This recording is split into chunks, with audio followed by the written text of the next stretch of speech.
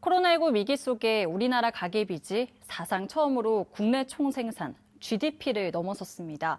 코로나 위기에 대응하기 위해 기준금리를 역대 최저 수준으로 유지했더니 각종 투자자금 대출까지 늘리는 역효과가 난 건데요.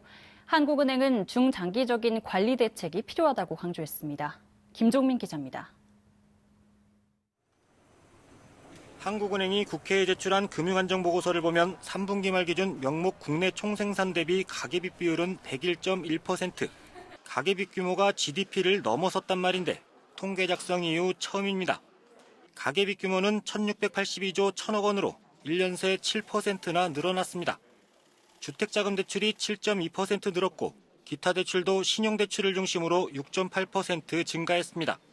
특히 20, 30대 청년층의 가계대출 증가율이 다른 연령층의 증가율을 웃도는 상황.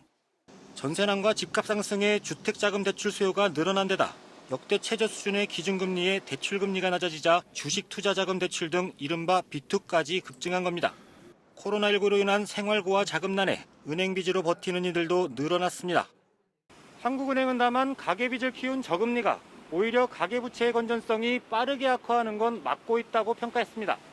문제는 이런 상황이 계속될 거란 보장은 없다는 점입니다.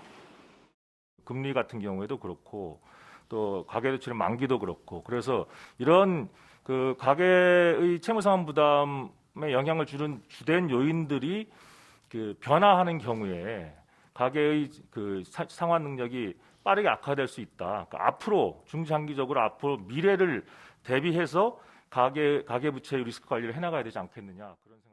더욱이 벌이가 뻔한 상황에서 빚을 갚기 위해 소비를 줄인다면 경기 회복이 더뎌질 우려도 있습니다. 이런 가운데 3분기 말 기준 기업 대출은 1,332조 2천억 원으로 지난해 대비 15.5% 늘었습니다.